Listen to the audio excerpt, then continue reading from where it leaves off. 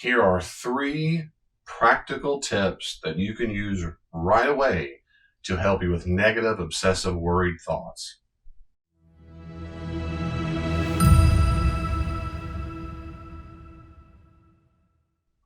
In a previous video, I talked about the number one thing that you need to understand for healthy mental health.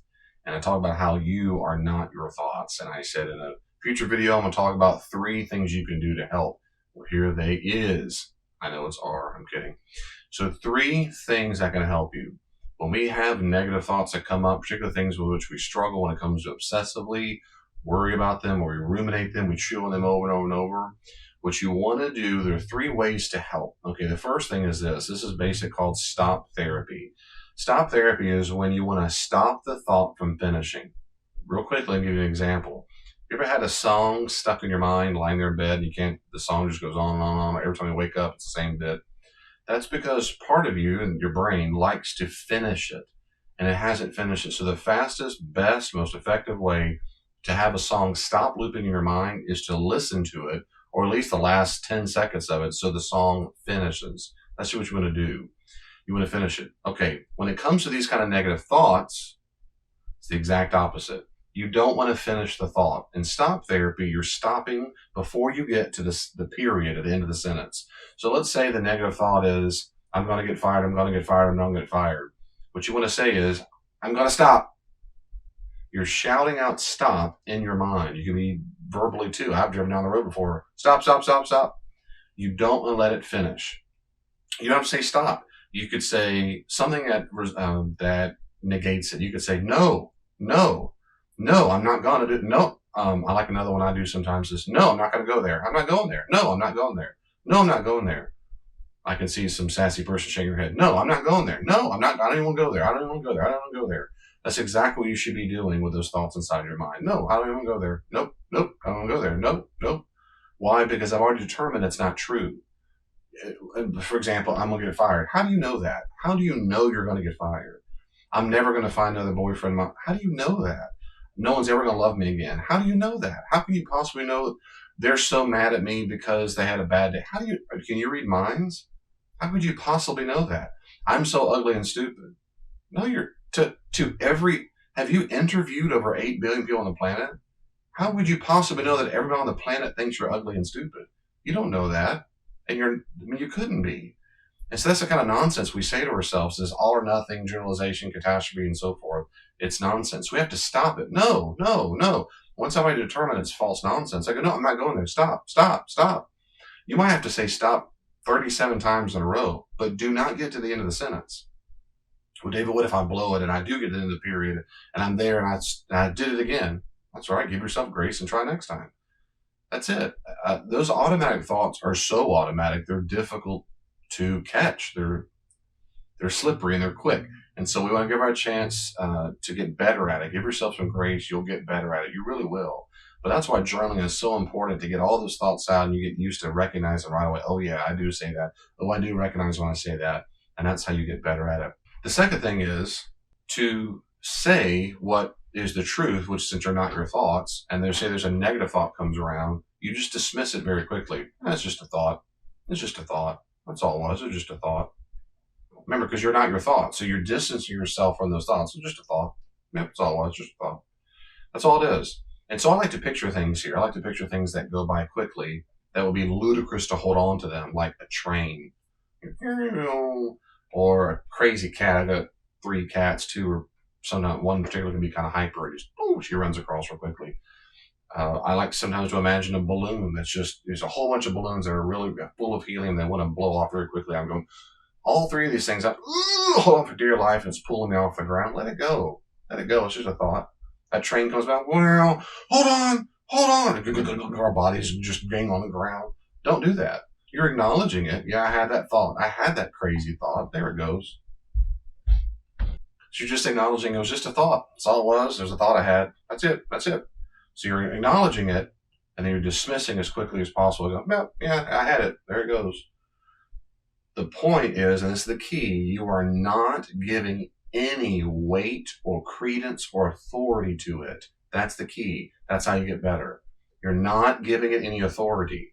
You're so fat and ugly. There it goes. That another thought. I'm going to get fired. Just a thought. What's for dinner? Nobody likes me. That was a crazy thought. That was dumb. Not I'm done. I mean, this is a dumb thought. There it goes. Like, like that dumb or that silly cat. There it goes. It's just, that's all it is. It's just a thought I had. You're just dismissing it. You might have to say that 43 times in a row. There's another thought. There's another one.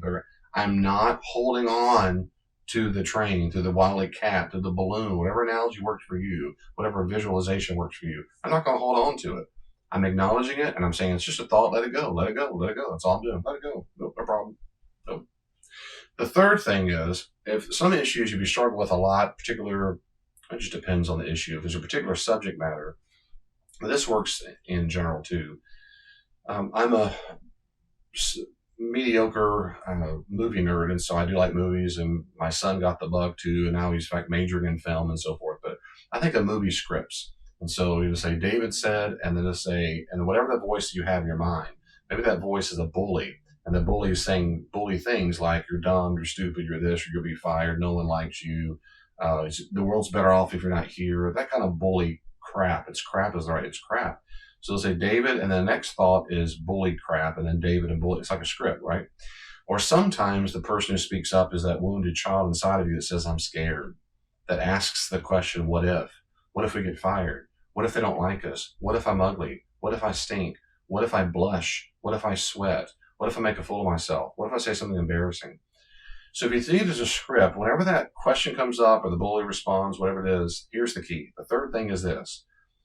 You need to respond to it as a healthy, nurturing, compassionate adult. Always. I know a woman who's, I think in her 60s, upper 60s. She's been in a position for years and years and years, bright. She's been in the game for a long time, and she retired, and she deals with anxiety, and she was talking about going to a government place trying to get certain paperwork filled out. It's a bunch of paperwork and junk. And she said her anxiety was just sky high, and she struggled with anxiety for years. And I said, we talked about this. What are you thinking about when you're going over the form? She goes, and she had to think about it for a while. We worked on that. She goes, yeah, there's certain thoughts like, what if I don't know what I'm doing? And I don't know what I'm doing. And then what if I don't know what if I do something wrong? What if I can't get the help? And so we role played, and I said, well, okay, so what would you do if you don't know? Well, I would talk to so-and-so. And what if the person at the counter doesn't know what they're doing? And well, I'd ask the person beside him. And I said, well, if you don't know that, you go to the government, go to the website, and she goes, yeah. The point is, and when we did, I said, let's role play. And so once we figured out what she would say, then we role played. And so I had her come at me with all the possible questions. What if? And I was the nurturing, wise adult in her mind. And I said, next time practice that. She did. She came back. She said, David, it was wonderful. It was fantastic. It worked perfectly. So I sat there to fill out the paperwork, and I go, I'm nervous. I go, it's okay. I'm fine. What if I mess this up? Then I'll get another paper. What if I don't know what I'm doing? Well, ask the woman at the counter. What if she's mean? Then we'll keep asking and be nice, and she'll get over it. What if she won't help me? Well, then we'll ask the person beside her, behind her, or talk to her boss. What if the boss doesn't know what he's doing or she's doing at all? So that's probably very unlikely. But that's the case, we'll call 911 and ask their help, or we'll go on blah.gov and see if we can look at research. We'll do a Google search to find out other people out there. We'll look on a Reddit forum to figure out what's going on. We will figure out what's got to get figured out. That's exactly what she did, and it worked perfectly. So you need to answer. If the bully's talking to you, tell it, oh, I'm going to bully in a second. The bully's a different emotional state. But the main thing with that child that's what if, and oh my goodness, what if I get embarrassed? What if I blush? You always have to respond. That's that third point more time I'm saying is you need to respond. If you see it as a script, the last statement, the last sentence of that scene needs to be that compassionate, nurturing adult. It's not, I'm so ugly and scene. What if I fail the test? And scene. That's a horrible, wretched, depressing movie. But that's what most of you are living in all the time. Nope. What if I fail the test? Then I'll work harder next time, or I'll go to the professor or teacher and ask for help, or ask if I can redo things, or I'll figure out what I've done wrong. I mean, so what if people fail tests all the time? What is that? So what? We got this. And sometimes the child only needs to hear this, and this is powerful. You don't have to be omniscient. Praise God, because you're not. You don't have to be omniscient. You don't have to say, here's exactly the exact steps we'll take. that nurturing, wise parent voice might sound like this. Whatever it is, we'll figure it out. Yeah. Whatever it is, we'll figure it out. It'll be all right. It'll be okay. We'll figure it out. I have 2 children myself. When they were very young, that was often exactly what was enough. Why? Because they trusted me. They go, we'll figure it out. Now, typically, they weren't nervous about anything because they're kids, and that's fantastic. But if they were, I'd go, I don't know. We'll figure it out. It's okay, though. And when they heard daddy or mama say, it's okay, though, they went, like, okay. Sometimes they were a little nervous, but they trusted.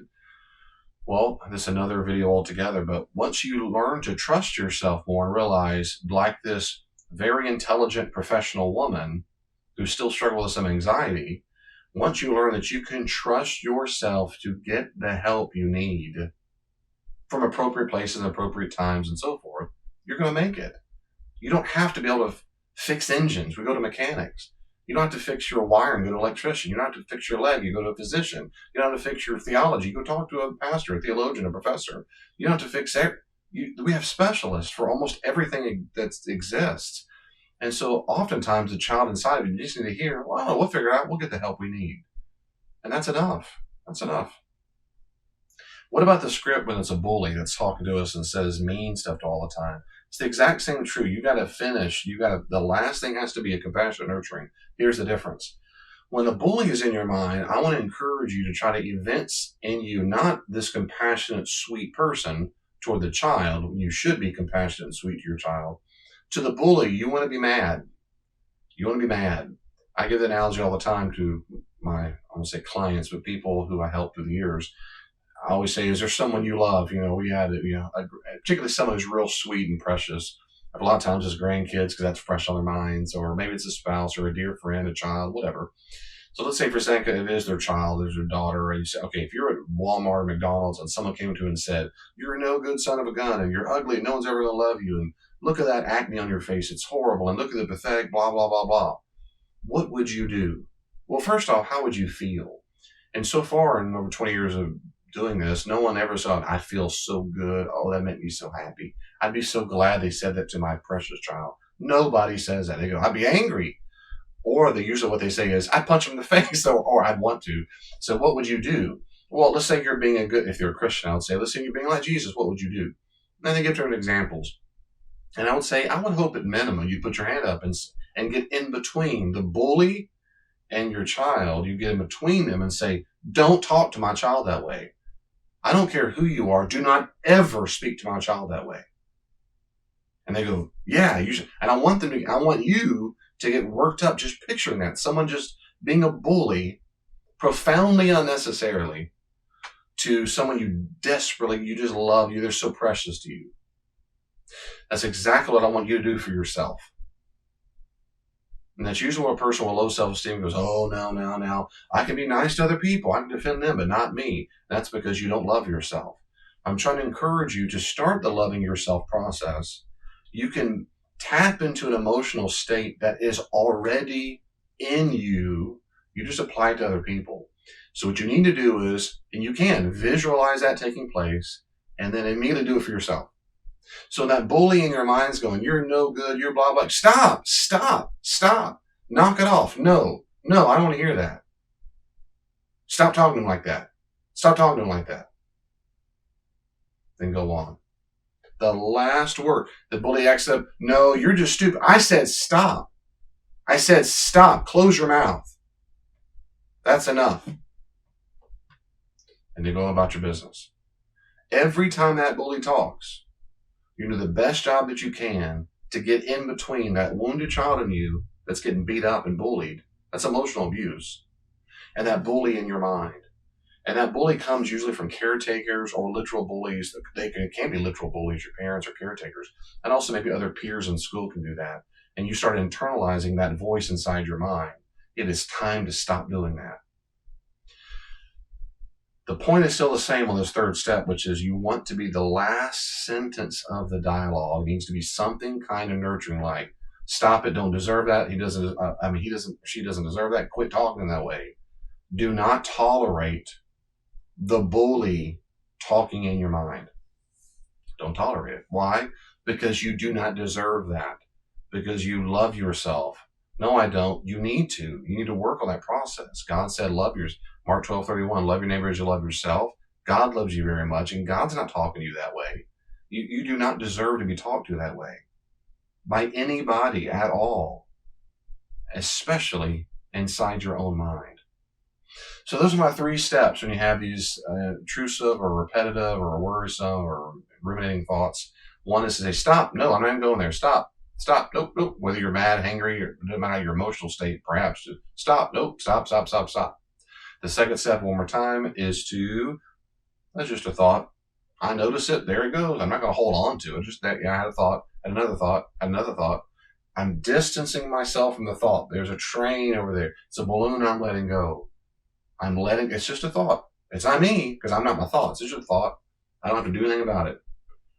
Over and over and over in your mind. There's another one. There's another one. They're fast. They're wily. But I'm telling you, when you let them go, they don't come back nearly as often because you're not holding on to them. And the third option thing is when you have this dialogue, what if, that baby child's going, but what about answer him or her? Answer him. Oh, baby, I'm so sorry you're scared, but we're going to take care of that. We'll be okay. Talk to him. If it's a bully, you talk back. Don't you ever talk. Don't you ever do that. Picture yourself. Sometimes put up your hand and do that. Knock it off.